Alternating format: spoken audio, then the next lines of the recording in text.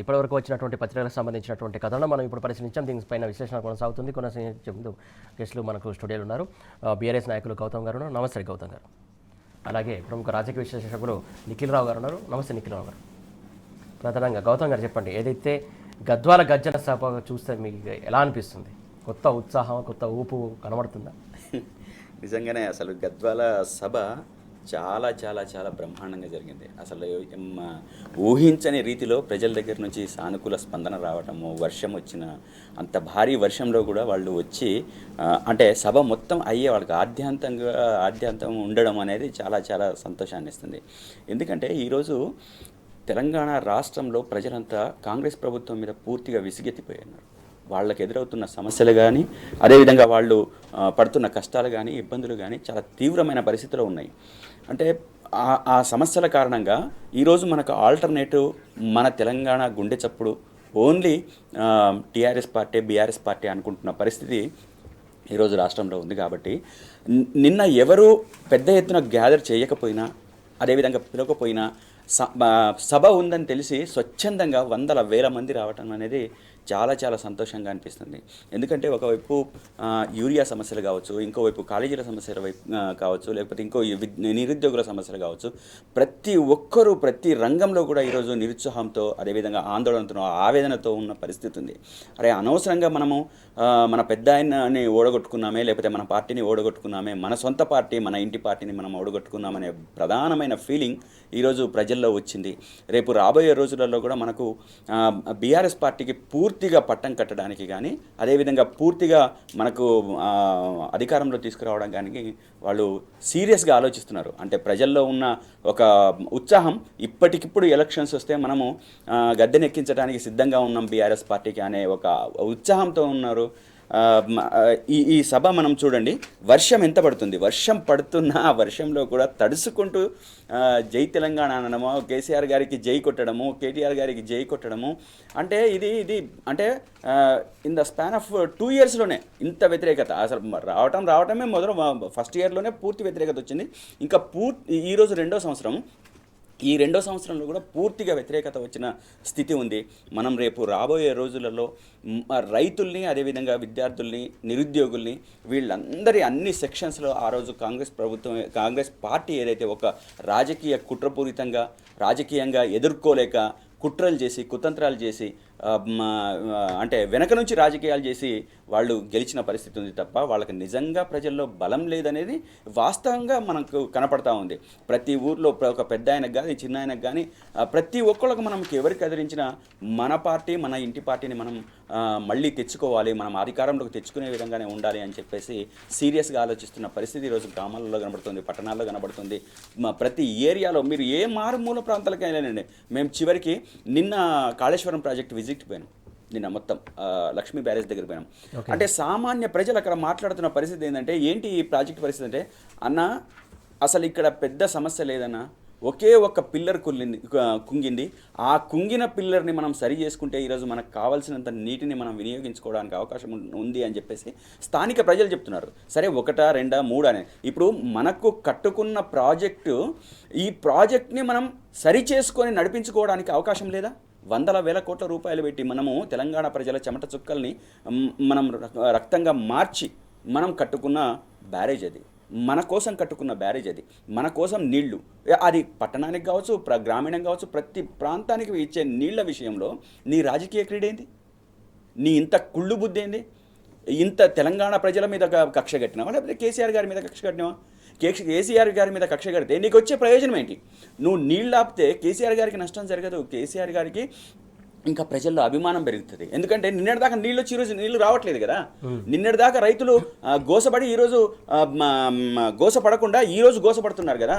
అది ప్రజల్లో ఒక మహోన్నత వ్యక్తిత్వం వైపు కేసీఆర్ గారిని నిలబడుతుంది తప్ప నీ కళ్ళబొల్లి మాటలకు, పచ్చి అబద్ధాలకు, లేకపోతే కుట్రపూరిత రాజకీయాలకు, ఆంధ్ర తొత్తులకు, ఆంధ్రాకు అమ్మడిపోయే తొత్తు రాజకీయాలకు ఇక్కడ తెలంగాణ ప్రజలు నీ ఉడత ఊపులకు బెదిరేది లేదని చెప్పేసి సందర్భంగా వాళ్ళు ప్రతి ఒక్కళ్ళు ఈ సభ సందర్భంగా కూడా ఘంటాపదంగా చెప్పిన స్థితి మనకు కనబడతా ఉంది. రైట్. నిఖిల్ గారు, ఏదైతే ఉప ఎన్నికలకు వచ్చే దమ్ముందా అంటూ సవాల్ విసిరారు కేటీఆర్ గారు, దానిపైన నుంచి అక్కడ నుంచి రియాక్షన్స్ ఉంటాయా, అసలు ఉండవా? ముందుగా మీతో పాటు సోదరులు గౌతమ్ గారికి టీన్యూస్ ప్రేక్షకులందరికీ నమస్కారం. అయితే మీరు ఒక్కసారి కొంచెం వెనక్కి పోయి చూస్తే ఎప్పుడైతే బీఆర్ఎస్ పార్టీ ఓటమి పాలై కాంగ్రెస్ పార్టీ రాష్ట్రంలో అధికారంలోకి వచ్చిందో అప్పుడు మొదటి ప్రెస్ మీట్లో అనుకుంటా నాకు గుర్తున్నంత వరకు కేసీఆర్ గారిని అనేక మంది మీడియా మిత్రులు అడిగిండ్రు, ఈ రాష్ట్రంలో కాంగ్రెస్ పార్టీ అధికారంలోకి వచ్చింది, బీఆర్ఎస్ పరిస్థితి రేపు పొద్దున ఎట్లా ఉంటుంది అని.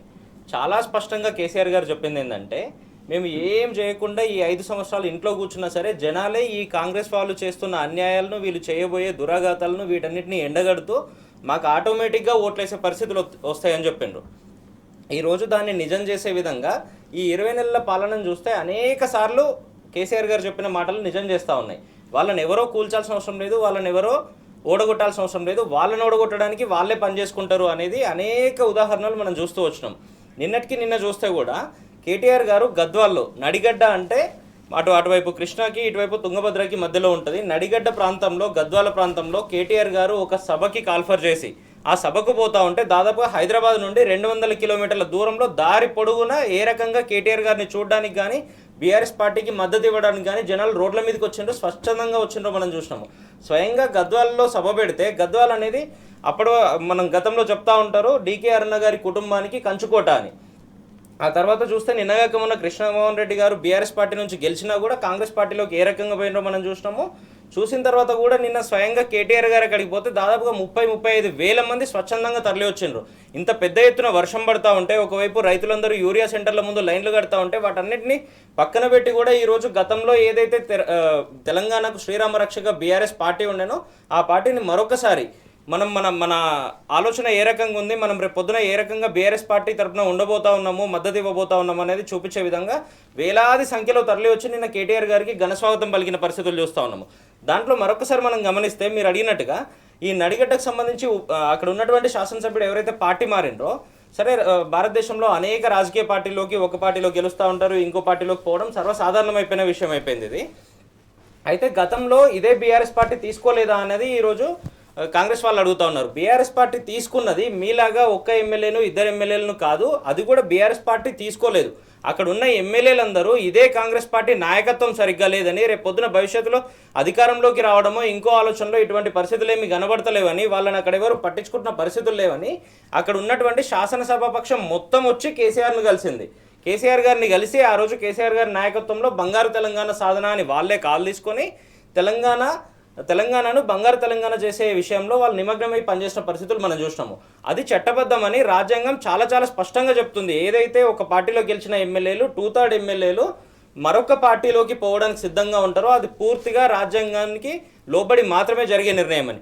ఈరోజు ఆ రకంగా కాకుండా వీళ్ళు ఏం చేస్తూ ఉన్నారు, 10 మంది ఎమ్మెల్యేలను అప్పుడొకలను తీసుకొని వాళ్ళకు ఏవేవో లేనిపోని హామీలు ఇచ్చిండ్రు అని వాళ్ళ పార్టీ ఎమ్మెల్యేలే ఈరోజు బయటకు వచ్చి చెప్తా ఉన్నారు. వాళ్ళు పోయింది నియోజకవర్గ అభివృద్ధి కోసం కాదు, వాళ్ళ సొంత అభివృద్ధి కోసం అని చెప్తా ఉన్నారు.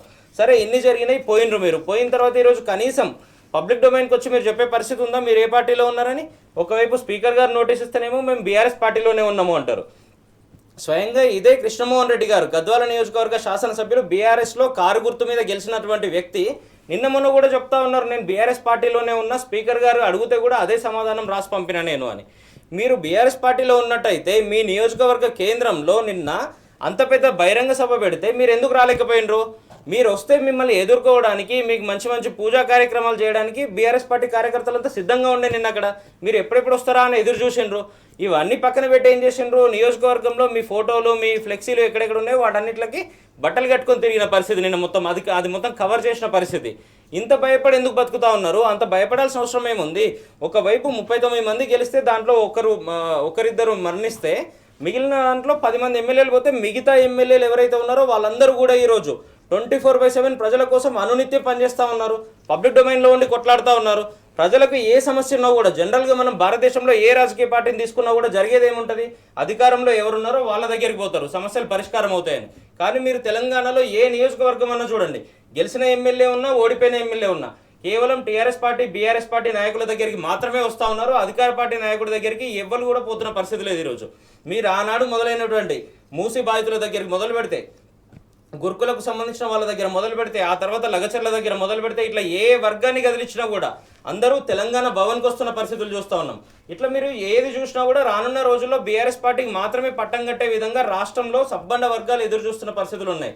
వీళ్ళు ఇచ్చిన 6 గ్యారంటీలు కానీ, 13 హామీలు కానీ, మిగతా 420 హామీలు ఏవైతే ఉన్నాయో అవి మొత్తం పక్కన పెట్టి కేవలం బీఆర్ఎస్ పార్టీని ఎట్లా ఇబ్బంది పెట్టాలన్న దాని మీద మాత్రమే ఈరోజు అధికార పార్టీ పనిచేస్తూ ఉంది, రేవంత్ రెడ్డి గారి నాయకత్వం పనిచేస్తూ ఉంది. కాబట్టి దాన్ని స్వచ్ఛందంగా తిప్పికొట్టి కేవలం బీఆర్ఎస్ పార్టీని స్ట్రెంథెన్ చేసే విధంగా కేసీఆర్ గారి నాయకత్వాన్ని మరొకసారి తెలంగాణలో ముందుకు తెచ్చే విధంగా రాష్ట్ర ప్రజలంతా ఆలోచన చేస్తున్న పరిస్థితి ఉంది. ఇప్పటికైనా ఈ 10 మంది ఎమ్మెల్యేలు ఎవరైతే పార్టీ మారిండ్రో స్పీకర్ గారే సొంతంగా నిర్ణయం తీసుకొని తనకు విచక్షణ అధికారాలు ఉంటాయి కాబట్టి ఇమ్మీడియట్గా డిస్క్వాలిఫై చేయాల్సిన అవసరం ఉంది. అయితే వాళ్ళేమో పార్టీ మారలేదని చెప్తా ఉన్నారు, మీరు డిస్క్వాలిఫై ఎట్లా చేయమంటారు అని మీరు ప్రశ్న అడుగుతారు. ఇక్కడ చాలా స్పష్టంగా ఏ పార్టీలోకి అయితే వాళ్ళు పోయినరో, ఈరోజు ఏ కాంగ్రెస్ పార్టీ అయితే అధికారంలో ఉందో ఆ పార్టీకి సంబంధించిన రాష్ట్ర అధ్యక్షుడు అంటే పిసిసి అధ్యక్షుడు మహేష్ కుమార్ గౌడ్ గారు చాలా స్పష్టంగా 2-3 సార్లు ఈ గత నెల రోజుల్లోపే చెప్పినారు తాను ఈ 10 మంది ఎమ్మెల్యేలు మా పార్టీలోకి వచ్చిందని. స్వయంగా వాళ్ళందరికీ కండువాలు కప్పిన వ్యక్తి ఎవరు? ఈ రోజు రాష్ట్రాన్ని నడుపుతున్న రాష్ట్ర ముఖ్యమంత్రి రేవంత్ రెడ్డి గారు. అంటే రాష్ట్రంలో భారత రాజ్యాంగం నడుస్తుందా, అనుమూల రాజ్యాంగం నడుస్తుందా అన్నది మనకి ఇక్కడే తెలిసిపోతా ఉంది. ఇమ్మీడియట్ గా వాళ్ళందరినీ డిస్క్వాలిఫై చేసి మళ్ళీ బై ఎలక్షన్లు వచ్చే పరిస్థితి చాలా తొందరలో కనబడతా ఉంది. సుప్రీంకోర్టు కూడా చాలా తీవ్రంగా దీని మీద వాదనలు జరుపుతున్న పరిస్థితులు చూస్తా ఉన్నాము. ఎప్పుడు ఈ బై ఎలక్షన్లు వచ్చినా లేదంటే ఎక్కడ లోకల్ బాడీ ఎలక్షన్స్ వచ్చినా కూడా పూర్తి విశ్వాసంతో బీఆర్ఎస్ పార్టీని అధికారంలోకి తేవడానికి, బీఆర్ఎస్ పార్టీని మాత్రమే గెలిపించడానికి రాష్ట్ర ప్రజలందరూ ఈరోజు వేచి చూస్తూ ఉన్నారు. రైట్, మొత్తానికి చూస్తున్నాం కదా. అయితే బీఆర్ఎస్ పార్టీలోనే కనుక ఉంటే ఆ ఎమ్మెల్యే, స్థానిక ఎమ్మెల్యే అక్కడ సభ జరుగుతున్న సందర్భంలో ఎందుకు రాలేదనే పెద్ద ఎత్తున ప్రశ్నల వర్షం కురుస్తున్నటువంటి సందర్భం మనం చూస్తున్నాం. దీనికి జవాబు చెప్పాల్సిన బాధ్యత కూడా ఆ సదరు ఎమ్మెల్యే పైన ఉందని చెప్పేసి ప్రముఖులు ప్రశ్నిస్తున్నటువంటి సందర్భం మనం చూస్తున్నాం.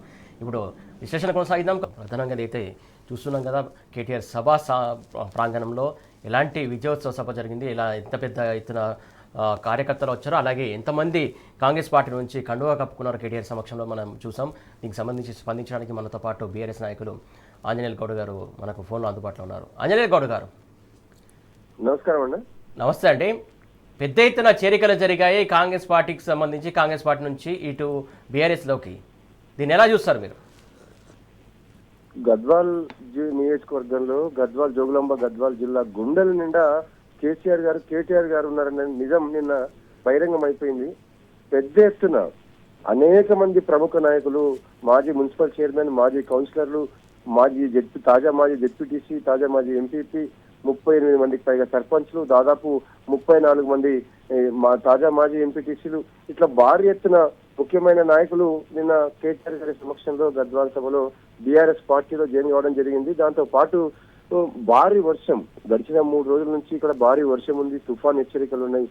అయినా సరే ఆ వర్షాన్ని కూడా లెక్క చేయకుండా వేలాది మంది, దాదాపు 30,000 మంది ప్రజలు నిన్న స్వచ్ఛందంగా తరలి వచ్చి కేటీఆర్ గారి బహిరంగ సభలో పాల్గొని విజయవంతం చేశారు. దీన్ని బట్టి అర్థమవుతుంది ప్రజలకు బీఆర్ఎస్ పట్ల ఎంత ప్రేమ ఉంది, ప్రజావేత్తగా కాంగ్రెస్ పట్ల ఎంత వ్యతిరేకత ఉంది, రైతుల్ని ప్రజల్ని పీడించుకుంటున్న రేవంత్ సర్కార్ పట్ల ప్రజలు ఎంత కోపంగా ఉన్నారు, ఎంత ఆవేశంగా ఉన్నారు అన్నది నిన్న గద్వాల్ గర్జన భారీ బహిరంగ సభనే నిలువెత్తు సాక్ష్యం. సురేష్ గారు,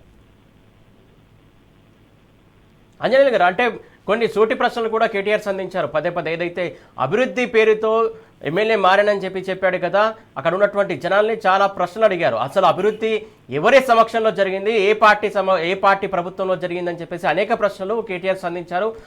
అక్కడ ఉన్నటువంటి నాయకుల్లో చాలా స్పందన వచ్చింది. దాని గురించి మీరేమైనా చెప్పదలిచారా?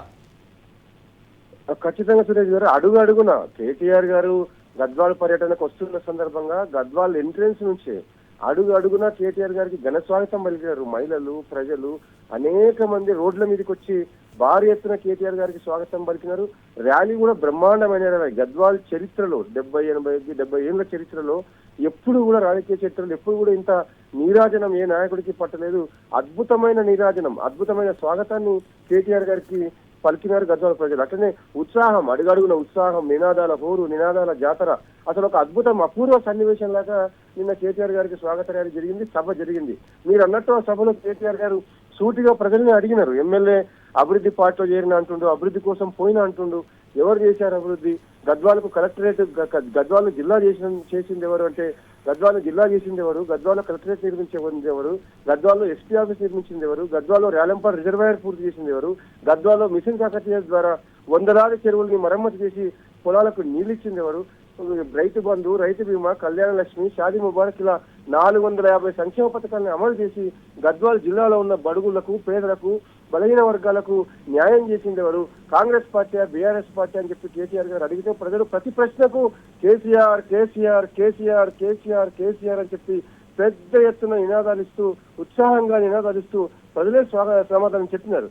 ఎమ్మెల్యే తీరు మీద కూడా కేటీఆర్ గారు ప్రజల నుంచి సమాధానం అడిగినప్పుడు ఎమ్మెల్యేలను తీవ్రంగా వ్యతిరేకిస్తూ ఎమ్మెల్యే తీసుకున్న నిర్ణయాన్ని, ఎమ్మెల్యే పార్టీ మారడాన్ని, ఎమ్మెల్యే కాంగ్రెస్ పార్టీలో చేరడాన్ని ద్రోహపూరితమైన చర్య, అన్యాయమైన చర్య అని చెప్పి ప్రజలు పెద్ద ఎత్తున నినాదాలతో MLA down down, MLA down down అని చెప్పి పెద్ద ఎత్తున నినాదాలు ఇచ్చినారు.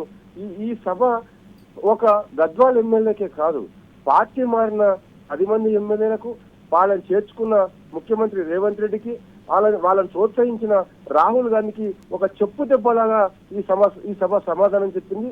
ప్రజలు ఎంత కోపంగా ఉన్నారు కాంగ్రెస్ యొక్క నిర్లజ్జ వైఖరి మీద, కాంగ్రెస్ యొక్క అసహ్యకరమైన రాజకీయ వైఖరి మీద ప్రజలు ఎంత ఆవేశంగా ఉన్నారు, ఎంత కోపంగా ఉన్నారు, అనడానికి గద్వాల్ సభ నిలువెత్తు సాక్ష్యంగా నిలుస్తుంది. సురేష్ గారు, ఆంజనేయ గారు, ప్రధాన ఏదైతే పార్టీ మారినటువంటి ఎమ్మెల్యే పార్టీ మారలేదు, ఇంకా బీఆర్ఎస్లోనే కొనసాగుతుందని చెప్పేసి స్పీకర్కు సమాధానం ఇచ్చినటువంటి సందర్భం మనం చూసాం.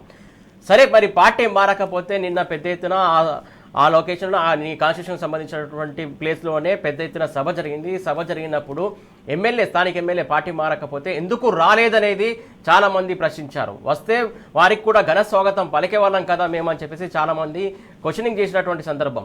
ఎందుకు ఆయన సమాధానం చెప్పుకోలేకపోతున్నాడు, ఒంటరిగా మిగిలిపోయాడు అనుకోవాలి ఆయన ఇప్పుడు? 100% అంటే అనేక కుట్రలకు, కుట్ర బుద్ధికి, స్వార్థ బుద్ధికి నిదర్శనం కదా. ఆయన ఎంతో స్వార్థ బుద్ధి ఉంటే తప్ప కృష్ణమోహన్ రెడ్డితో పాటు 9 మంది ఎమ్మెల్యేలు పార్టీ మారుతారు.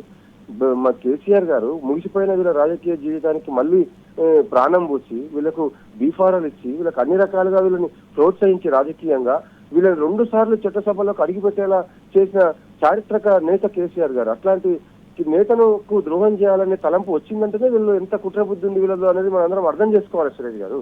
దానివల్లనే ఆయన నిన్న మొహం కాదు, ఆయనకు మొహం లేదు, ఆయన తీవ్రమైన ఇబ్బందుల్లో ఉన్నాడు, అవమానాల పాలవుతా ఉన్నాడు, ప్రజలు అసహించుకుంటా ఉన్నారు అడుగడుగున ఆయన్ని. అందుకైనా నిన్న గాయపడిపోయినాడు, గద్వాల లేడు, గద్వాల లేకుండా ఆయన పారిపోయిన నిన్న 3 రోజుల నుంచి ఈ సభను ఫెయిల్ చేయడానికి అనేక కుట్రలు చేస్తాడు, భయపడ్డాడు. కేటీఆర్ గారు వస్తే తెలుసు ఆయనకు ప్రజల్లో ఎంత వ్యతిరేకత ఉంది, కేటీఆర్ గారికి ఎంత నీరాజనం పలుకుతారని అనే విషయం కృష్ణమోహన్ రెడ్డి గారికి తెలుసు కాబట్టి గద్వాలకు రాకుండా, కేటీఆర్ గారి మీటింగ్ జరగకుండా చేయాలని అనేక కుట్రలు చేస్తాడు.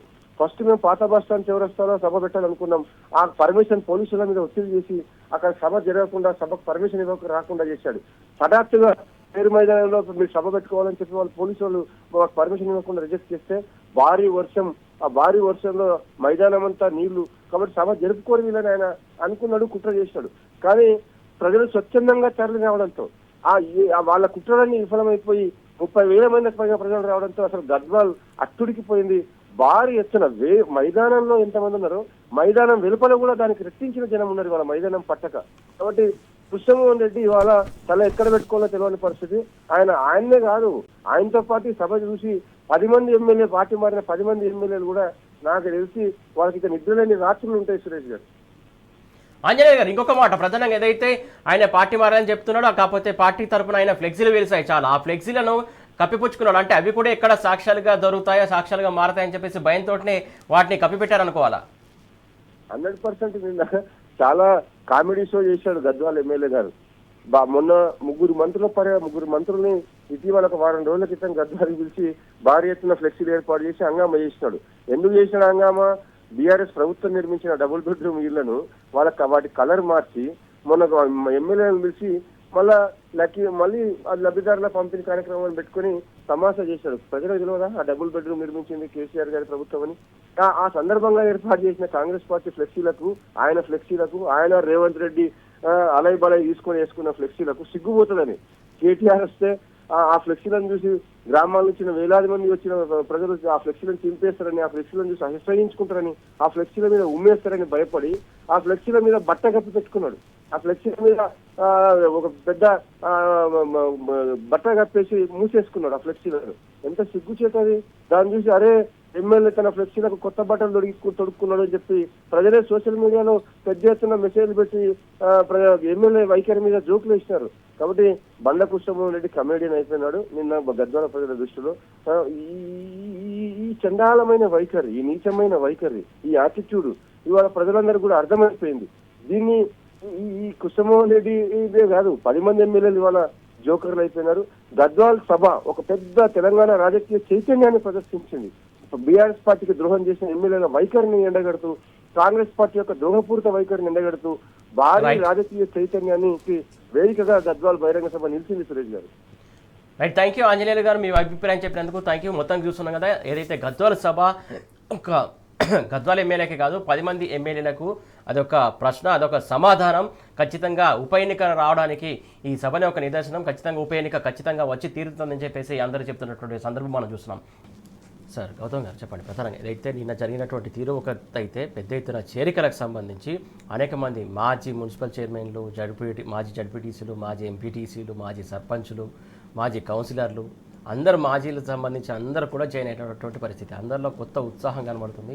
మొత్తానికి ఆల్రెడీ కంచుకోట బీఆర్ఎస్ ఇది ఇంకా మొత్తం చాలా నిండిపోయినటువంటి సందర్భం. ఎట్లా చూస్తారు? అయితే జనరల్గా అధికారంలో ఉన్న పార్టీ కావచ్చు, వాళ్ళ వైపు వెళ్ళడానికి అది ఆకర్షితులు కావడం అనేది సర్వసాధారణంగా జరిగే పరిస్థితి. మళ్ళీ సరే ఇప్పుడు ఏమన్నా ఎలక్షన్స్ ఇప్పటికిప్పుడే ఉన్నాయనంటే ఇంకో 2.5-3 సంవత్సరాల దాకా మనకి ఎలక్షన్స్ కూడా లేవు. కానీ అక్కడ ఉన్న ప్రజలు కానీ కౌన్సిలర్లు కానీ వీళ్ళందరూ ఇప్పుడు ఆలోచిస్తున్నది ఏంటి, మనకు ఆల్టర్నేటివ్ అనేది బీఆర్ఎస్.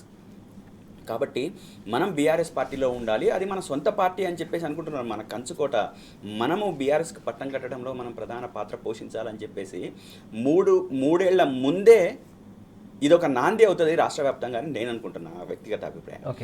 ఎందుకంటే అధికారంలో ఉన్న వాళ్ళు ఈరోజు ఎటువంటి అభివృద్ధి పనులు చేయకపోగా 1,80,000 కోట్ల రూపాయలు అప్పు చేసి పెట్టిన పరిస్థితి ఈరోజు ఉంది. ఈరోజు ప్రధాన మంత్రిలో ఉన్న మీడియా ఈ అప్పుల్ని కానీ వీటిని కానీ చూపెట్టట్లేదు. చిన్న గోరంత జరిగితే కొండంత చూపించే బీఆర్ఎస్ పార్టీ పట్ల అక్కడ కొండంత జరుగుతున్న గోరంత కూడా చూపించలేని ఈరోజు ప్రధాన స్రవంతి మీడియా వాళ్ళకు అనుకూలంగా ఉండి చూపించలేకపోతుంది. నేనేమంటున్నానంటే నిన్న జరిగిన ఇన్సిడెంట్తోని బండ్ల కృష్ణమోహన్ రెడ్డి గారు ఒక నీళ్లు లేని బావిలో దూకి చచ్చిపోవాలనేది నేను అనుకుంటున్నాను. ఎందుకంటే అటువంటి స్థితి ఎమ్మెల్యేగా గెలిపించిన తర్వాత 2 సంవత్సరాల్లోనే నీ మీద ఇంత వ్యతిరేకత ఎందుకు వచ్చింది? కాంగ్రెస్ ప్రభుత్వ వైఫల్యాలు కాదా? కాంగ్రెస్ చేస్తున్న అరాచకాలు కాదా? కాంగ్రెస్ పార్టీ చేస్తున్న కుట్రలు కాదా? ఈ కుట్రలో భాగంగా నువ్వు వెళ్ళి బీఆర్ఎస్ సింబల్ మీద గెలిచి పోయి కాంగ్రెస్ పార్టీలో చేరడము, కాంగ్రెస్ ప్రభుత్వంలో భాగం కావడం ఒకవైపు ఉండి, మళ్ళీ నేను బీఆర్ఎస్లో ఉన్నా అని చెప్పేసి కళ్ళబొల్లి మాటలు ఎందుకు చెప్తున్నావు? అబద్ధాలు ఎందుకు చెప్తున్నావు? నువ్వు ఏదో ఒకటి తెలుసుకో. నువ్వు బీఆర్ఎస్ పార్టీయా లేకపోతే కాంగ్రెస్ పార్టీయా? కాంగ్రెస్ పార్టీ అయితే కాంగ్రెస్ పార్టీ అని చెప్పు, వెళ్ళిపోయినా కలిసిన నేను కండవా కప్పుకున్నా అని చెప్పు నీకు దమ్ముంటే. అదే సందర్భంలో నీకు చీము నెత్తురు అనేది ఏదన్నా నీ ఒంట్లో ప్రవహిస్తే వెంటనే రాజీనామా చేయి. రాజీనామా చేసి ఉప ఎన్నికలకు రా.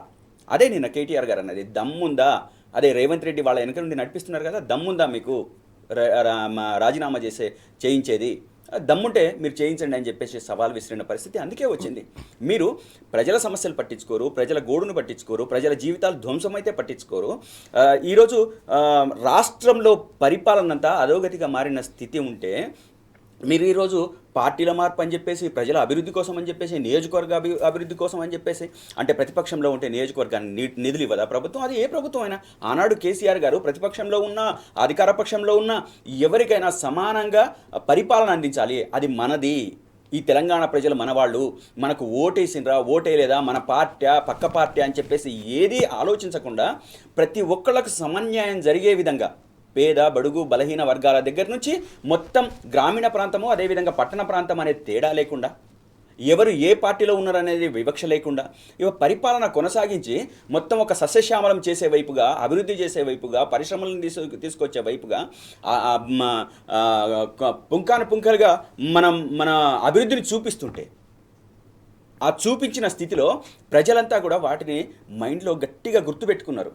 అరే మనం అనవసరంగా కొంత తప్పుడు అడుగు వేసినామనే అభిప్రాయం ప్రజల్లో ఈరోజు వచ్చేసింది. అంటే ముసలి ముతుక చిన్న పెద్ద మాట్లాడుకుంటున్న స్థితి ఉంది. కాబట్టి రేపు రాబోయే రోజులలో మనకు వీళ్ళు ఎంతటి నాటకాలు ఆడినా, ఎన్ని కుట్రలు చేసినా ఈరోజు మేము బీఆర్ఎస్ పార్టీలో ఉన్నామని చెప్పేసి స్పీకర్ గారికి ఇచ్చిన ఇవన్నీ ప్రజలు గమనిస్తున్నారు. నిన్నటి దాకా ప్రజలందరికీ కూడా చేతిలో ఒక సమాచార వ్యవస్థ లేదు, కానీ ఈరోజు ప్రతి వాళ్ళ చేతుల్లో ఒక ఫోన్ ఉంది, వాళ్ళకి సమాచారం ఉంది. సమాచారంలో ఏం జరుగుతుంది అది ప్రతి విషయంలో నేను ఒక్క వీళ్ళు మారిన విషయమే కాదు, నీళ్ల దగ్గర నుంచి పంటల దగ్గర నుంచి అదేవిధంగా మన రాష్ట్రానికి ఆనాడు 10 ఏళ్ళు పరిపాలన చేసిన బీఆర్ఎస్ ప్రభుత్వంలో జరిగిన మేలు గురించి వీటన్నిటి గురించి కూడా వీరు విస్తృతంగా చర్చించుకుంటున్న పరిస్థితి ఉంది. కాబట్టి వీళ్ళు ఎన్ని నాటకాలు ఎన్ని కుట్రలు కుతంత్రాలు చేసినా అదేవిధంగా ఆ కుట్రలలో వాళ్ళు బలి అవుతారు తప్ప బీఆర్ఎస్ పార్టీకి ఎటువంటి నష్టం జరిగే అవకాశం లేదు. రేపు వచ్చేది బీఆర్ఎస్ పార్టీ అని ఖచ్చితంగా కుండ బద్దలు కొడుతున్నారు. ఈరోజు గ్రామీణ ప్రాంతంలో ఉన్న ప్రజలు కావచ్చు, పట్టణ ప్రాంతంలో ఉన్న ప్రజలు కావచ్చు, లక్షల కోట్ల రూపాయల పెట్టుబడి ఈరోజు రాష్ట్రానికి తేవడంలో బీఆర్ఎస్ ప్రధాన పాత్ర ఉంది. ఈరోజు టెకీలు ఈ రోజుకి కూడా కేటీఆర్ గారి పేరు మర్చిపోలేని పరిస్థితి. ఈ రోజుకి కూడా నేను చెప్తాను, ఎక్కడా కూడా అంటే ఆ అభివృద్ధి, ఆ రకంగా అభివృద్ధి ఒక ఐటీలో ఒక విప్లవాత్మకమైన మార్పులు తీసుకురావడంలో బీఆర్ఎస్ పాత్ర ప్రముఖంగా ఉంది. మీరు ఏ రకంగా ప్రజల్ని మోసం చేయాలని ప్రయత్నం చేసినా అవి మీకే దెబ్బ తగులుతుంది, మీకే అవుతుంది. పాములు పట్టేవాడికి పాము కాటుకే చచ్చిపోయినట్టు సేమ్ ఈరోజు బీఆర్ఎస్ పార్టీకి వ్యతిరేకంగా పోయి మీరు ఏదైతే నష్టం చేయాలని చెప్పేసి అనుకుంటున్నారో అదంతా కూడా మీకే ఎదురు తగులుతుందని చెప్పేసి మేమైతే చెప్పదలుచుకున్నాం. నిఖిల్ గారు, ప్రధానంగా ఏదైతే నియోజకవర్గ అభివృద్ధి పేరిట పోయినా అని చెప్పినటువంటి వ్యక్తికి అభివృద్ధి జరిగింది ఎవరి హయాంలో అనేది ఎమ్మెల్యే మర్చిపోయారా? కాకపోతే అక్కడ జనాలు మాత్రం గుర్తుపెట్టుకున్నారు. ఏదైతే కేటీఆర్ సంధించినటువంటి ప్రశ్నలకు పదే ఎవరి హయాంలో జరిగింది, ఏ అభివృద్ధి జరిగింది అనే దానికి గట్టిగా సమాధానం ఇచ్చారు. అయితే ప్రజల అభివృద్ధి కోసం పోయినా అని ఆయన చెప్తా ఉన్నాడు, ప్రజల అభివృద్ధి కాదు ఆయన అభివృద్ధి కోసం పోయిండు అని ప్రజలు చెప్తా ఉన్నారు. చాలా స్పష్టమైన డివిజన్ కనబడుతూ ఉంది ఇక్కడ. ఒక్కసారి గమనిస్తే మళ్ళీ స్పీకర్ గారికి చెప్పిన దాంట్లోనేమో నేను అసలు పార్టీ మారలేదు బీఆర్ఎస్లోనే ఉన్నా అని చెప్తా ఉన్నారు. మీరు ఒక్కసారి ఇది చూస్తే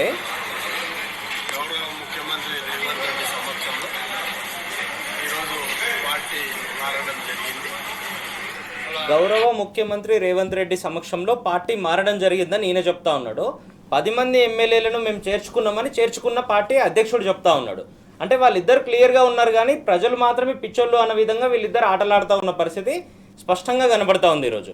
గతంలో మీరు ఒక్కసారి చూస్తే నిన్న కేటీఆర్ గారు అనేక విషయాలు చెప్పిండ్రు ఆ సభలో. గతంలో బీఆర్ఎస్ పార్టీ అదే నడిగడ్డకి ఏం చేసింది, అదే పాలమూరు జిల్లాకి ఏం చేసింది, పాలమూరులో ఉన్నటువంటి పడావు పెట్టిన ప్రాజెక్టులన్నిట్లను బీఆర్ఎస్ పార్టీ ఏ రకంగా కంకణం కట్టుకొని పూర్తి చేసింది. కల్వకుర్తి దగ్గర మొదలు పెడితే భీమా, నెట్టెంపాడు, కోయిల్ సాగర్, పాలమూరు, రంగారెడ్డిలో దాదాపు 90-95% పనులు కేవలం కాలువలు తవ్వితే అయిపోతుంది. ఎక్కడో 200 మీటర్ల ఎత్తులో ఉన్నటువంటి కృష్ణానదిని దాదాపుగా మన షాద్నగర్ ప్రాంతంలో ఉన్న లక్ష్మీదేవిపల్లికి దాదాపుగా 680 మీటర్ల ఎత్తుకు తీసుకొచ్చే విధంగా కేసీఆర్ గారు ఏ రకంగా ప్రణాళికలు చేసినారో ఇంప్లిమెంట్ చేసినారో మనం చూసినాము. ఇదే గద్వాలకు సంబంధించి ఆనాడు ప్రతిపక్ష ఎమ్మెల్యే ఉన్నా కూడా మొదటి టర్మ్లో కేసీఆర్ గారి నాయకత్వంలో ఉన్నటువంటి మొదటి టర్మ్లో ప్రతిపక్ష ఎమ్మెల్యే ఉన్నా కూడా రైతు బంధు ఆపలేదు, కళ్యాణ లక్ష్మి ఆపలేదు, పింఛన్లు ఆపలేదు, ఏ ప్రాజెక్టును కూడా ఏది కూడా ఆపిన పరిస్థితి లేదు. అదే గద్వాలకు సంబంధించి తుమ్మిళ్ళ లిఫ్ట్ ఇరిగేషన్ను కూడా పూర్తిగా కంప్లీట్ చేసి అక్కడ ఉన్నటువంటి వేలాది ఎకరాలకు నీళ్ళు ఇచ్చిన పరిస్థితి. దాదాపుగా 75-80 వేల ఎకరాలకు నీళ్ళు అందించారు. ఇట్లా మీరు ఏది చూసినా కూడా గతంలో కేసీఆర్ గారి నాయకత్వమే ఆ ప్రజలకు శ్రీరామ రక్ష అన్నది ప్రజలందరూ ఈరోజు స్పష్టమైన అవగాహనకు వచ్చిండ్రు, స్పష్టంగా అర్థమైంది. పాలకు పాలు నీళ్లకు నీళ్లు తేడా ఏందనేది కాంగ్రెస్ పార్టీకి బీఆర్ఎస్ పార్టీకి ఉన్న వ్యత్యాసం తెలిసింది. కాబట్టి నిన్న ఆ రకంగా తండోపదండాలుగా స్వచ్ఛందంగా తరలి వచ్చింది ఆ నియోజకవర్గ ప్రజలంతా కూడా. దాంతోపాటుగా దాదాపుగా ఆ ఉమ్మడి మహబూబ్నగర్ జిల్లాకు సంబంధించి 14 అసెంబ్లీ నియోజకవర్గాల్లో 12 సీట్లలో ఇదే కాంగ్రెస్ పార్టీని మొన్నటి ఎన్నికల్లో గెలిపించిండు ఆ జిల్లాకు సంబంధించిన ప్రజలు. ఆ 12లో ఒకరిని ముఖ్యమంత్రిని కూడా చేసిండ్రు వాళ్ళు.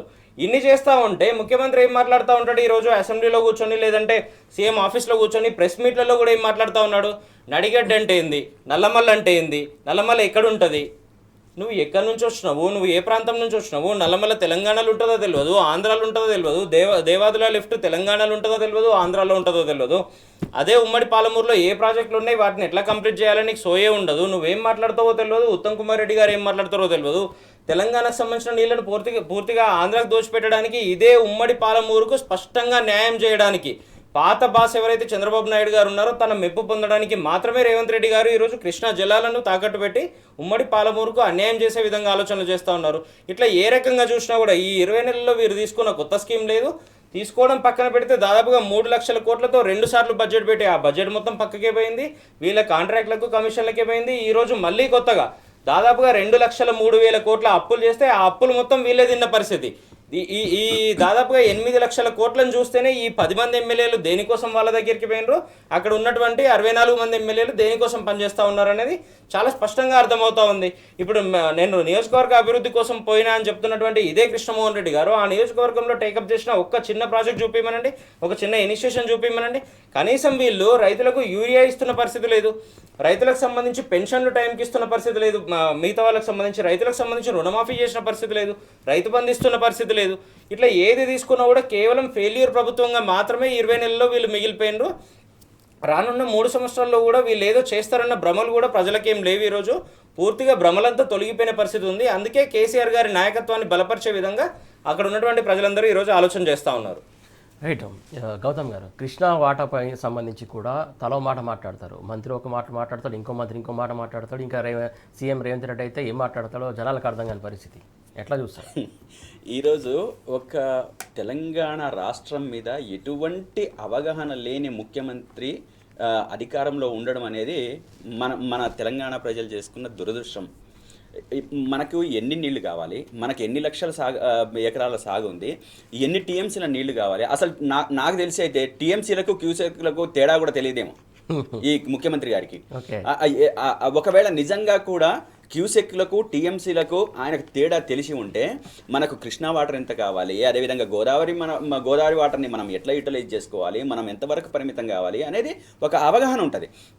ఈయన ఎక్కడైనా ఒక ఇంటలెక్చువల్గా మాట్లాడింది కానీ, ఇంటలెక్చువల్గా మన ప్రజలకు అవసరమైన అంశాల గురించి కానీ, నీటి వినియోగంలో మనకు ఏ రకంగా నీళ్ళు వస్తాయి, అసలు ఏ ప్రాంతంలో ఉంది, మన భౌగోళిక స్థితి ఏంది, మనం ఏ రకంగా ఎత్తిపోతలు చేసుకోవాలన్నా లేకపోతే మనం గ్రావిటీ ద్వారానే వాటర్ వచ్చే అవకాశం ఉందా అనే ఒక చిన్న లాజిక్ కూడా లేని పరిస్థితి ఈరోజు. అదేవిధంగా గతంలో అసలు కేసీఆర్ గారికి నీళ్ళ మీద ఏ అవగాహన ఉందని చెప్పేసి మాట్లాడిన ముఖ్యమంత్రి అదే ఒక దాంట్లో కూర్చొని ఒక ప్రెస్ మీట్లో కూర్చొని అంటే సముద్రంలో 3,000 లక్షల క్యూసెక్కుల నీళ్లు ఈరోజు సముద్రంలో కలుస్తున్నాయని చెప్పేసి మాట్లాడి ఒప్పుకున్న పరిస్థితి. ఇది చెప్పింది మొట్టమొదటిసారిగా కేసీఆర్ గారు అని చెప్పేసి మాట్లాడి 3,000 క్యూసెక్లతో పాటు హైదరాబాద్ లోనే సముద్రం ఉందని చెప్పినటువంటి గొప్ప ముఖ్యమంత్రి మనకున్నాడు. అంటే ఆ 3 వైపులా సముద్రం ఉందని చెప్పడం అంటే నిన్న ఒక వారం రోజుల క్రితమో ఏమో ఇక్కడ మన ఏది బీచ్ కూడా ఇక్కడ హైదరాబాద్లో పెడతామని చెప్పేసి వార్త వచ్చింది. అంటే ఏ రకంగా అంటే ఏ రకమైన అవగాహన ఉంది? ఈ రాష్ట్రాన్ని పరిపాలించే సందర్భంలో ఉన్న ప్రజల అవసరాలేంది, ఆ అవసరాలని తీర్చే విధంగా మనం చేసుకోవాల్సిన ప్రణాళిక ఏంది, దానికి మనం కృష్ణా వాటర్ని తీసుకురావాల్సిన ప్రణాళికలేంది, మనకి అసలు ఎంత వాట కావాలి, వీళ్ళు ఒక్కొక్కళ్ళు ఒక్కో రకంగా మాట. ఇది ఒకటే కాదు నేను అంటుంది వాటాల విషయంలో. కానీ మీరు చూడండి, ఉద్యోగాలు పొన్నం ప్రభాకర్ ఎంత 60,000 ఉద్యోగాలు అని అంటే, ఇంకొక ఆయన బట్టి విక్రమార్క 70,000 ఉద్యోగాలు అంటాడు, లేకపోతే ముఖ్యమంత్రి వచ్చి 1,00,000 ఉద్యోగాలు ఇచ్చినామని చెప్పేసి అంటారు. అంటే వాళ్ళ మంత్రి కానీ ముఖ్యమంత్రి కానీ వీళ్ళు నీళ్ళు అయితే వాళ్ళకి అసలు అవగాహనే లేదు. వాళ్ళు పరిపాలనలోకి వచ్చిన తర్వాత వాళ్ళు ఇచ్చిన ఉద్యోగాల సంఖ్య ఎంతో వాళ్ళకి తెలియదు. నిజంగా వాళ్ళు ఉద్యోగాలు ఇచ్చారా? వాళ్ళు ఇచ్చిన ఉద్యోగాల సంఖ్య వాళ్ళకి తెలుసా? అసలు దాంట్లో నోటిఫికేషన్లు ఇచ్చి లేకపోతే ప్రక్రియనంతా పూర్తి చేసింది ఎవరో తెలుసా? వీళ్ళకు ఒక అవగాహన అంటూ లేదు సార్. మనం అనుకోవాల్సింది సురేష్ గారు, మన తెలంగాణ ప్రజల ఆత్మని ఆవిష్కరించే విధంగా, వాళ్లకు అభివృద్ధి వైపుకు నడిపించే విధంగా తెలిసిన కేసీఆర్ గారికి తెలిసినంతగా ఎవ్వరికి తెలియదండి. ఇది జగమెరిగిన సత్యం. ఎవ్వరు మాట్లాడుకున్నా, ఎవరు ఏ రకంగా మాట్లాడుకున్నా, దుమ్మెత్తి పోసినారా, ఏ రకంగా చెప్పినా కానీ ఈరోజు నెంబర్ 1గా ఈ తెలంగాణ ప్రజలకు అవసరమైంది, వాళ్ళకి కష్టం వస్తే అడ్డుపడేది ఎవరు అని అంటే అది కేసీఆర్ గారి పేరు. నీళ్లు మనకు ఏ రకంగా కావాలి, ఈ మొత్తం రాష్ట్రంలో తెలంగాణ రాష్ట్రంలో ఏ ప్రాంతంలో ఏముంది, ఏ వాగుంది, ఏ చెరువు ఉంది, వాటి నీటి కెపాసిటీ ఎంత, ప్రజలకు కావాల్సిన అవసరాలు ఏంది, వాటిని ఎట్లా తీర్చాలని చెప్పేసి స్పష్టమైన అవగాహనతో ముందుకు పోతున్న ఒక మహోన్నత వ్యక్తి కేసీఆర్ గారు. ఆ కేసీఆర్ని పట్టుకొని ఇష్టం వచ్చినట్టు మాట్లాడే ఈ ముఖ్యమంత్రి గారు సమస్యల మీద దృష్టి పెట్టాల్సిన మనిషి అవాకులు చెవాకులు ఇష్టం వచ్చినట్టు మాట్లాడరు. ఒక ముఖ్యమంత్రి స్థాయి హోదాలో ఉంచి ఇష్టం వచ్చినట్టు మాట్లాడడం ప్రజలకు అవసరమైంది కాదు.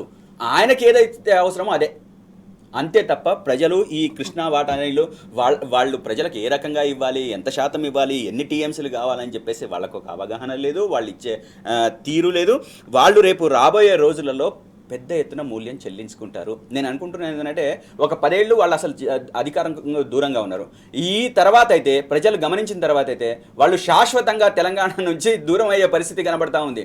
నీకు తెలంగాణ రాష్ట్రంలో ఎంతమంది ప్రజలకు నీళ్ల వాట ఎంత కావాలి, కృష్ణ వాట ఎంత కావాలి అని చెప్పేసి నీకు కొంచెం కూడా అవగాహన లేకుండా, మనం ఎంత తీసుకురావాలని చెప్పేసి చిన్నపాటి అవగాహన లేకుండా పరిపాలన కొనసాగిస్తే నువ్వు ఈ తెలంగాణ రాష్ట్రానికి పరిపాలించడానికి ఏ విధంగా అర్హుడివి అని చెప్పేసి మేము క్వశ్చన్ చేస్తూ ఉన్నాం. ఏ రకమైన అర్హత ఉంది, ఏ రకమైన అర్హత లేదు. అసలు ప్రజలకు కల్పిస్తున్న ఇబ్బందులు కానీ సమస్యలు కానీ ఇవన్నీ చూస్తే ఖచ్చితంగా ఈరోజు ఈ ప్రభుత్వం ఈ రాష్ట్రంలో పరిపాలన చేయట్లేదు, గాలి కొదిలేసింది. వాళ్ళ సొంత ప్రయోజనాల కోసం, వాళ్ళ సొంత రాజకీయాల కోసం, వాళ్ళ అభివృద్ధి కోసం చేస్తున్నదే తప్ప ఎక్కడ ప్రజల యొక్క అభివృద్ధి కానీ ప్రజల యొక్క ముందుకెళ్ళే పరిస్థితి కానీ ఎక్కడ వాళ్ళ ప్రణాళికలో ఎక్కడ కూడా లేదు. కాబట్టి ఈ ప్రభుత్వానికి ఖచ్చితంగా ప్రజలు బుద్ధి చెప్పే పరిస్థితి వస్తుంది. అదేవిధంగా ఇప్పటికే ఆ గ్రామీణ ప్రాంతంలో కావచ్చు, పట్టణ ప్రాంతంలో కావచ్చు, అది గ్రౌండ్లో అది ఫీడ్ అయి ఉంది. కాబట్టి బీఆర్ఎస్ ప్రభుత్వం మీద, అదేవిధంగా బీఆర్ఎస్ పార్టీ మీద అచంచలమైన విశ్వాసం పెరిగే పరిస్థితి ఇప్పుడు ప్రజల్లో నెలకొని ఉన్నది. కాబట్టి మొత్తం ఇటు గోదావరి నీళ్ళు కావచ్చు, కృష్ణా వాటర్ కావచ్చు, మనకు ఉపయోగపడే విధంగా అన్ని రకాలుగా రేపు మనం వచ్చిన తర్వాత, అధికారంలోకి వచ్చిన తర్వాత అన్ని వాటాలు ఎవరి లెక్కలు వాళ్ళకి తేలుస్తాం, ఎవరి సంగతి వాళ్ళకి తేలుస్తాం. ఎవరు తెలంగాణ ప్రజలకు నీళ్ళ రూపంలో మోసం చేస్తున్నారు, దగా చేస్తున్నారు, కుట్రలు చేస్తున్నారు, అవన్నీ రేపు బయట పెడతాం. ఈరోజు కళ్ళబొల్లి మాటలు చెప్పి ఆ అవినీతి జరిగింది, ఈ అవినీతి జరిగింది, ఇట్లా జరిగింది, అట్లా జరిగిందని చెప్పేసి ఏదైతే ఈరోజు అవాకులు చెవాకులు పేలుతున్నారు కదా, అసలు నీళ్ల విషయంలో ఏ రకమైన కుట్ర జరుగుతుంది, ఆంధ్రాకు అనుకూలంగా మీరు తీసుకుంటున్న నిర్ణయాలేంది, వాళ్ళ ప్రయోజనాలని నెరవేర్చే విధంగా మీరు రచిస్తున్న రచనలేంది, ప్రణాళికలేంది, ఇవన్నీ రేపు మేము అధికారంలోకి వచ్చిన తర్వాత బయట పెడతాం.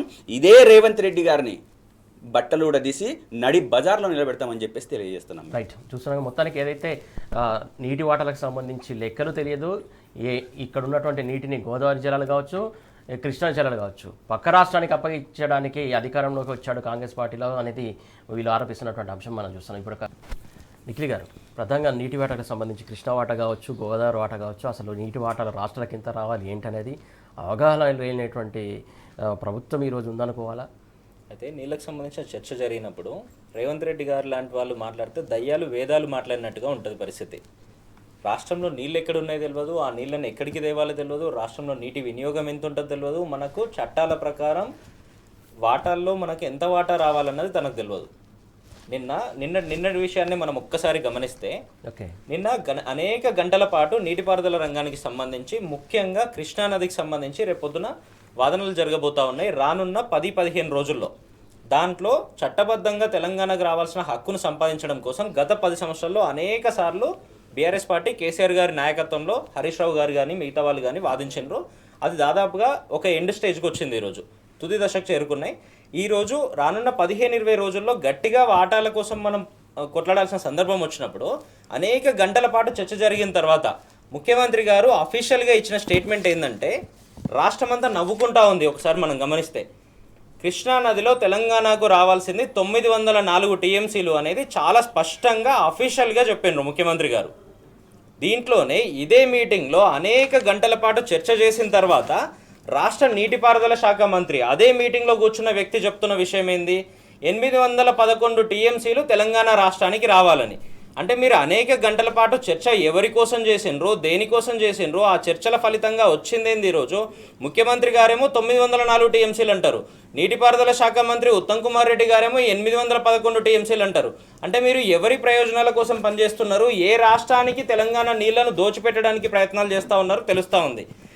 ఈ అనేక గంటల పాటు వీళ్ళు చర్చించింది ఏంటంటే నీళ్ళ వాటాల కోసం కాదు, ఆ నీళ్లను అమ్ముకోవడం వల్ల లేదంటే పక్క రాష్ట్రాలకు ఇవ్వడం వల్ల మనకు వచ్చే వాటా ఏముంటుంది, నీళ్ళ వాటాలు కాకుండా వాళ్ళ వాటాల కోసమే మాత్రమే వాళ్ళు చర్చించిన పరిస్థితి. గతంలో ఇదే ముఖ్యమంత్రి గారు కృష్ణా జలాలకు సంబంధించి రేవంత్ రెడ్డి గారు ఏం చెప్పినారు, మాకు 500 టీఎంసీలు ఇచ్చిన తర్వాత మిగిలినవి ఎంతన్నా తీసుకోండి మీరు అని చెప్పిండ్రు.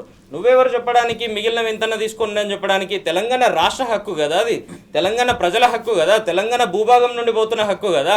దాదాపుగా 69% కృష్ణా నీళ్లు తెలంగాణ నుండి పోతా ఉంటే కేవలం 500 టీఎంసీలు అనే రకంగా చెప్తా ఉన్నారు. సరే, అప్పుడు 500 చెప్పిండ్రు, ఈరోజు 904కి ఎట్లొచ్చింది మళ్ళీ ఆ నెంబరు? ఈరోజు మీ నీటిపారుదల శాఖ మంత్రి మళ్ళీ 811 టీఎంసీలు ఏ రకంగా చెప్తా ఉన్నారు? న్యాయబద్ధంగా రావాల్సినటువంటి వాటా కోసం మీరు చేసే ప్రయత్నాలు ఏ రకంగా ఉంటాయా? మీరు రేపు పొద్దున ఏ రకంగా వాదనలు చేస్తారు, మీ చిత్తశుద్ధి ఏందనేది ఈ స్టేట్మెంట్ని బట్టి చూస్తే చాలా స్పష్టంగా తెలుస్తూ ఉంది. అఫీషియల్ డాక్యుమెంటే, అఫీషియల్ స్టేట్మెంటే ఈ రకంగా ఇస్తే మీరేం కొట్లాడతారు ఇంకక్కడికి పోయి? గతంలో చూస్తే కేసీఆర్ గారు అనేక సార్లు కొట్లాడినరు, అనేక రిప్రజెంటేషన్లు ఇచ్చిండ్రు, స్వయంగా ప్రధానమంత్రి గారి దగ్గరికి పోయినరు, సుప్రీంకోర్టులో కేసులు వేసిండ్రు. ఇవన్నీ వేసిన తర్వాత కదా కేంద్ర ప్రభుత్వం తగ్గి మీరు ఆ కేసు విత్డ్రా చేసుకుంటే వాదనలు తేలుస్తాం, మేము చట్టబద్ధంగా మీకు రావాల్సినవి మీకు ఇస్తామని చెప్పింది. ఈరోజు దాన్ని కనీసం మొత్తం రెడీ చేసి పెట్టిన దాన్ని కూడా వీళ్ళు పోయి అక్కడ మాట్లాడి మనకు రావాల్సిన వాటాలను తెచ్చే పరిస్థితి కూడా లేదు. ఇదే ముఖ్యమంత్రి గారు ఏం చెప్తా ఉంటారు, ఇరిగేషన్ సంబంధించిన మీటింగులు పెట్టి దేవాదులు ఎక్కడ ఉంది, మిగతా ప్రాజెక్టులు ఎక్కడ ఉన్నాయని అక్కడ ఉన్న ఆఫీసర్స్ని అడుగుతూ ఉంటారు. అంటే రాష్ట్రంలో ఇన్ని సంవత్సరాల నుండి నేను పనిచేస్తున్నా, రాజకీయంగా అనేక పదవులు అనుభవించిన, అనేక పదవులు చేసిన అని చెప్తా ఉంటారు కదా. ఏ బేసిన్లో ఏ ప్రాజెక్టులు ఉన్నాయి కూడా తెలియదా మీకు? మీ ఉమ్మడి పాలమూరులో ఏమున్నాయి కూడా తెలియదా? ఇదే ఉమ్మడి పాలమూరులో వట్టెం పంప్ హౌజులు మునిగిపోయి దాదాపుగా ఏడాది అయిపోతా ఉంది. ఏం చేస్తూ ఉన్నారు మీరు? ఇదే పాలమూరుకు సంబంధించి ఎస్ఎల్బీసీ టన్నెల్ కూలిపోయింది. ఇప్పటిదాకా కూడా అక్కడ ఉన్న 8 శవాలలో 6 శవాలను బయటకు తీసిన పరిస్థితి లేదు. మీరు వచ్చి నీళ్ళ గురించి ఏం మాట్లాడుతూ ఉంటారు? ఈ ముఖ్యమంత్రి గారికి నీళ్ళ మీద అసలు అవగాహనే లేదు, నోటి మీద అదుపే లేదు, కేవలం నోట్ల కట్టల మీద ఆలోచన తప్పితే ఇంకో ఆలోచనే వీళ్ళకి లేదు. గంటల తరబడి కూర్చొని వీళ్ళు మీటింగ్ చేస్తూ ఉన్నారంటేనే నీకేమొస్తుంది, నాకేమొస్తుంది, నీ వాటా ఎంత, నా వాటా ఎంత, దీని మీద మాత్రమే చేస్తారనేది అనేక సార్లు బయటపడ్డది కదా ఇప్పటి వరకు. ఈ డాక్యుమెంట్లను చూస్తూ ఉంటే చాలా క్లియర్గా తెలుస్తూ ఉంది ఇప్పటికి కూడా. ఇప్పటికైనా ఇటువంటి పిచ్చి ఆలోచనలు మానుకొని చట్టబద్ధంగా గతంలో 1969లో ఆనాడు బచావత్ గారి ట్రిబ్యునల్ కానీ, 2004లో వచ్చినటువంటి బ్రిజేష్ కుమార్ ట్రిబ్యునల్ కానీ, 2013లో చాలా స్పష్టంగా చెప్పింది కదా, 2560 టీఎంసీలు కృష్ణానదిలో పోతా ఉన్నాయి, దాంట్లో మనకు రావాల్సిన పూర్తి వాటా కోసం మనం పనిచేయాలని. దాదాపుగా 1000 టీఎంసీలు వచ్చే అవకాశం ఉంది కదా ఈరోజు. అది మొత్తం పక్కన పెట్టి 800అని, 500అని, 900అని మీకు నచ్చిన నెంబర్లు చెప్తూ రాష్ట్రానికి అన్యాయం జరిగే విధంగా మీరు ఏం చేసినా కూడా తెలంగాణ సమాజం ఊరుకునే పరిస్థితి ఉండదు. తెలంగాణలో ఉన్నటువంటి మేధావులు కూడా అసలే ఊరుకునే పరిస్థితి ఉండదు.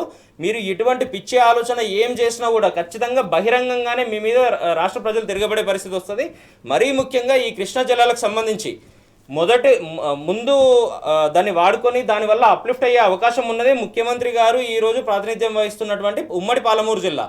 సో మిమ్మల్ని ఎవరైతే ఈరోజు కడుపున పెట్టుకొని కాపాడుకొని ముఖ్యమంత్రి స్థాయి వరకు తెచ్చిండ్రో వాళ్ళ గొంతు కోసే విధంగా మీరు చేసేటువంటి ఇటువంటి ఆలోచనలు ఇప్పటికైనా మానుకొని స్పష్టంగా రావాల్సినటువంటి 1000 టీఎంసీల కోసం మీరు కొట్లాడాల్సిన అవసరం ఉంది.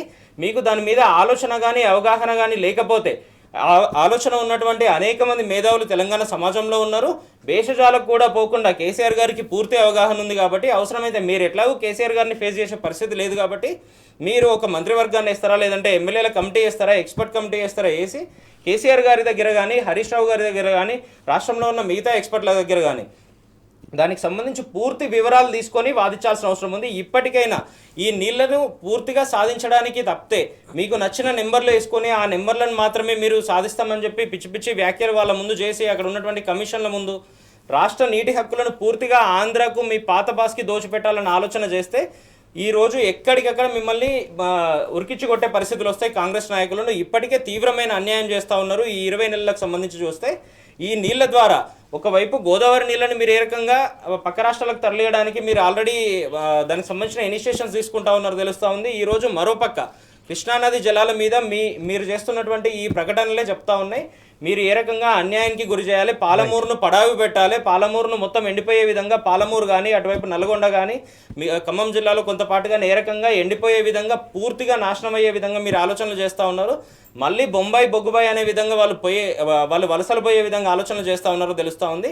పూర్తిగా పక్కన పెట్టి న్యాయమైనటువంటి నీటి వాటా కోసము మీ వాటాలు పక్కన పెట్టి కూడా రాష్ట్ర ప్రజల వాటా కోసం మీరు ఆలోచన చేయాల్సిన అవసరం ఉంది ఇప్పటికైనా. చూస్తున్నాం మొత్తానికి ఏదైతే నీటి వాటాలకు సంబంధించి తెలంగాణ రాష్ట్రానికి నీటి ఎంత అవసరం, నీటి వాటాలు ఎంత రావాలి, చట్టబద్ధంగా తీసుకోవాల్సినటువంటి నీటిని ఖచ్చితంగా తీసుకోవాలి. తెలంగాణలో ఉన్నటువంటి మేధావుల్ని అడిగి తెలుసుకోండి. ఇష్టానుసారంగా మీ లెక్కల ప్రకారం మీరు వెళ్తే మాత్రం ఆ కమిషన్ ముందర అబాస్ పాలు అవుతారని చెప్పేసి వీళ్ళు చెప్తున్నటువంటి సందర్భం మనం చూస్తున్నాం. ఈ ప్రకాశం సరే గౌతమ్ గారు, ప్రధానంగా కామారెడ్డికి సంబంధించి ఏదైతే బీబీపేట అనుకుంటా ఎగ్జాక్ట్ బీబీపేటలో పోలీస్ స్టేషన్లో రైతులను కూర్చోబెట్టి యూరియా టోకెన్లు ఇవ్వడం, దేశ చరిత్రలో అసలు ఎప్పుడైనా ఇట్లాంటి పరిస్థితి చూసాం మనం?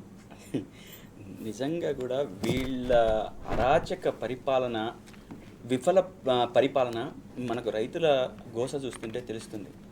ఆనాడు ఒక 15 ఏళ్ల క్రితం 20 ఏళ్ల క్రితం ఏదైతే కాంగ్రెస్ ప్రభుత్వం అధికారంలో ఉన్నప్పుడు ఏదైతే చెప్పులు లైన్లో పెట్టుకొని యూరియాల కోసం గంటల తరబడి రోజుల తరబడి రాత్రుళ్ళు వేచి చూసిన పరిస్థితి ఏదైతే ఉందో మళ్ళీ అదే స్థితి ఈరోజు తెలంగాణలో కనబడతా ఉంది. అన్ని చోట్ల, ఒక్క చోట కాదు. అంటే మనం ఏదో వీళ్ళందరూ ఏమంటున్నారు అంటే మొన్న రేవంత్ రెడ్డి గారు మాట్లాడుతూ ముఖ్యమంత్రి గారు అంటే వీళ్ళందరూ కాంగ్రెస్ పార్టీ నాయకులు అని చెప్పేసి వాళ్ళకు సంబంధించిన కార్యకర్తలు అని చెప్పేసి మాట్లాడుతున్నారు. అంటే రైతులు అందరూ కూడా మన బీఆర్ఎస్ పార్టీకి సంబంధించిన వాళ్ళు కాదు కదా.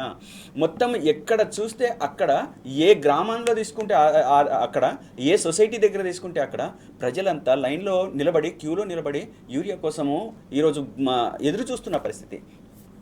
అసలు ఈ రాష్ట్రానికి కావాల్సిన యూరియా పర్సంటేజ్ ఎంతనో ఈరోజు ముఖ్యమంత్రి గారికి తెలుసా? ఆ రోజు మనం తెలంగాణ రాకన్నా ముందు ఎంత వాడినామో, ఈరోజు 10 ఏళ్ల కాలంలో బీఆర్ఎస్ పరిపాలనలో ఎంత వాడినామో అని చెప్పేసి ఒక్కసారి ఒక లెక్కలు తీయండి. మనకు ఎంత కావాలో మీకు ఒక అవగాహన రావడం కోసం. మీకు ఎట్లాగో అవగాహన లేదు, కనీసం గత పరిపాలన చూసన్న అవగాహన తెచ్చుకోవడం కోసం, మినిమం నాలెడ్జ్ కోసం అని చెప్పేసి అసలు ఎన్ని లక్షల ఎకరాల సాగు ఉంది, ఎన్ని లక్షల ఎకరాలకు ఎంత యూరియా కావాలని చెప్పేసి ఒక డీటెయిల్డ్గా ఒక లెక్క తీసుకోవడం కోసం ఆలోచన చేయండి. తెలంగాణ రాకన్నా ముందు 7 నుంచి 8 లక్షల మెట్రిక్ టన్నులు వాడిన యూరియా ఈ రాష్ట్రంలో, తెలంగాణ రాష్ట్రంలో, ఆ తర్వాత ఉమ్మడిగా ఈరోజు 28 లక్షల మెట్రిక్ టన్ను 28 లక్షల మెట్రిక్ టన్నులు వాడే స్థితికి వచ్చింది. ఎక్కడ 6 నుంచి 7 లేదా 7 నుంచి 8 లేదా 28 లక్షల మెట్రిక్ టన్నుల యూరియా వాడకం ఎంత పెరిగింది, ఎంత సాగులోకి వచ్చింది? ఈ లెక్కలు చూసుకోవాల్సిన అవసరం లేదా?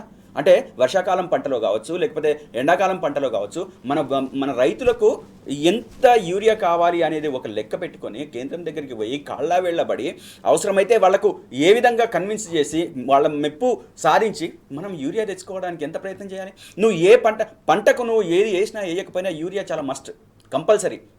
అవును, కేసీఆర్ గారు ఉన్నప్పుడు అది కొరత లేకుండా, తన స్వతహాగా ఒక రైతు కాబట్టి, రైతుల సమస్యలు తెలుసు కాబట్టి, ఆ యూరియా యొక్క విలువ తెలుసు కాబట్టి ముందుకు ముందే ఒక ప్రణాళిక వేసి ఎక్కడా మనకు కొరత లేకుండా, ఎటువంటి ఇబ్బందులు రైతుకు రాకుండా అన్ని రకాల ప్రయత్నం చేస్తే ఈరోజు చోద్యం చూస్తుంది ప్రభుత్వం.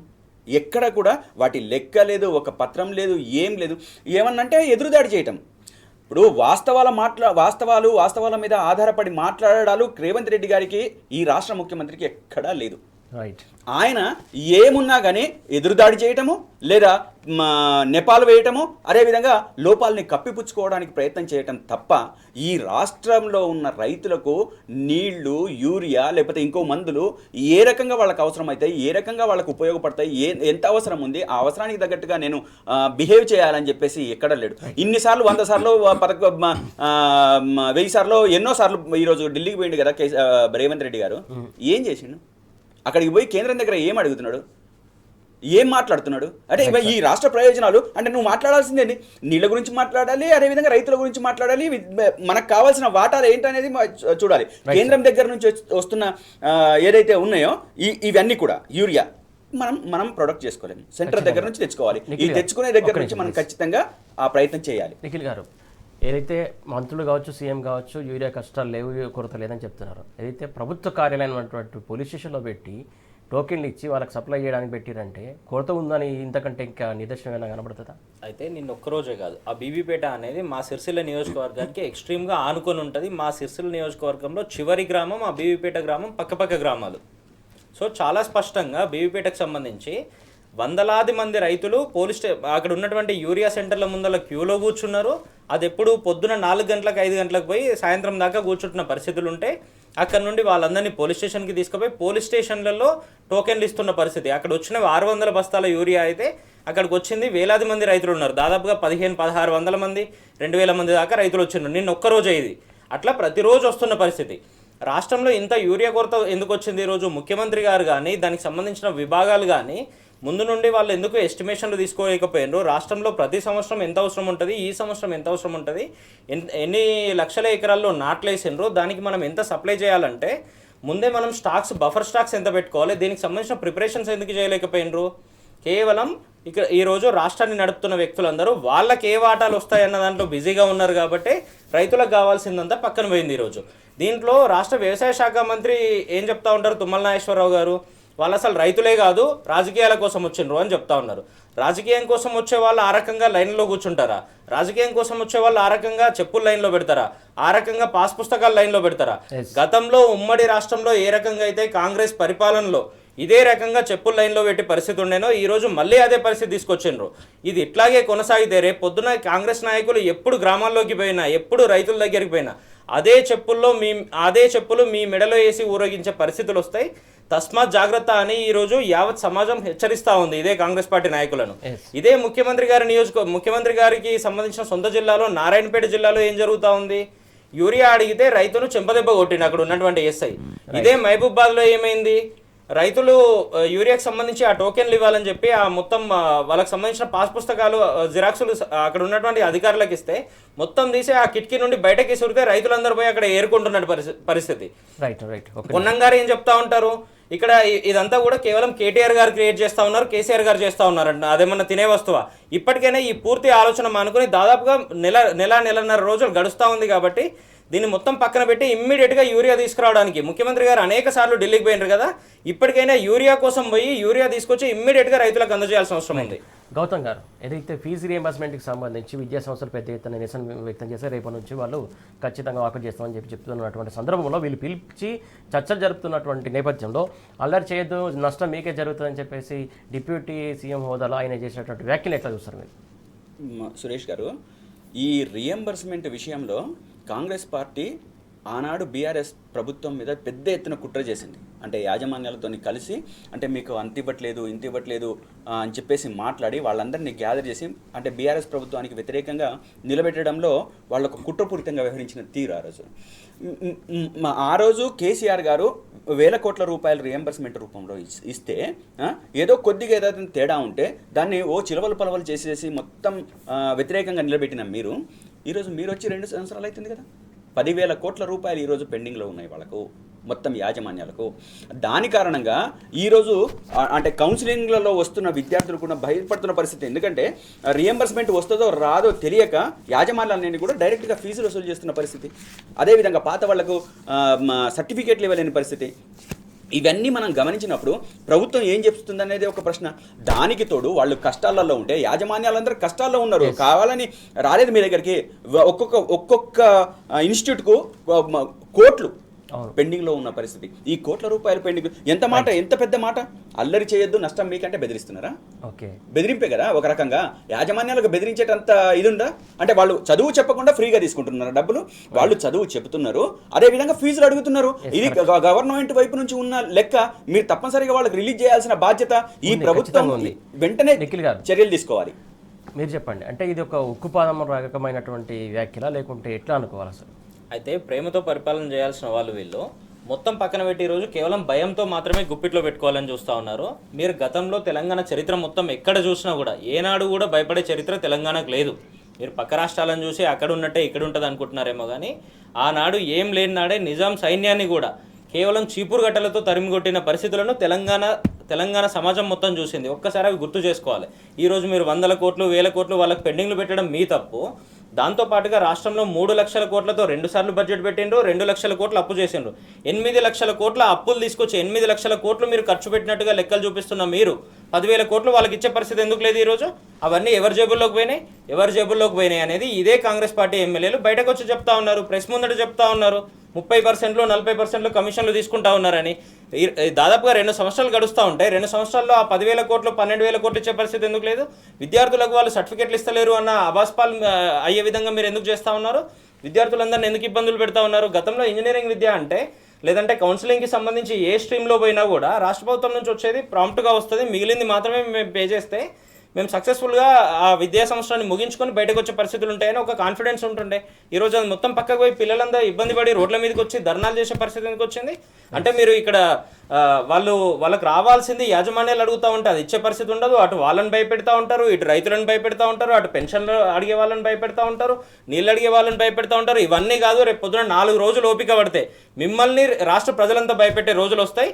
ఇప్పటికైనా ఈ పిచ్చి ప్రేలాపనలు, పిచ్చి ఆలోచనలన్నీ మానుకొని ఇమ్మీడియట్గా రాష్ట్రంలో కీలకమైన వర్గాలు ఏవైతున్నాయో వాటికి సంబంధించిన డ్యూస్ మొత్తం కూడా మీరు సార్ట్ అవుట్ చేసి ఇవ్వాల్సిన అవసరం ఉంది. Right. కేవలం లక్షల కోట్లు అప్పు చేసి అది తెలంగాణ ప్రజల నెత్తిన రుద్ది దాంట్లో ఏదో కమిషన్లు కాంట్రాక్టులు తీసుకొని మేము పక్కకు జరిగిపోతాం అనుకునే పరిస్థితి లేదు.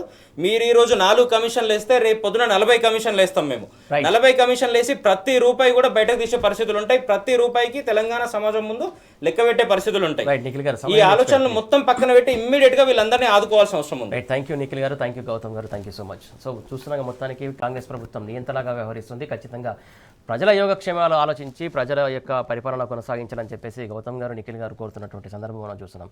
ఇదే ఇవాల్టి వార్తలు వాస్తవాలు. Keep watching tea news.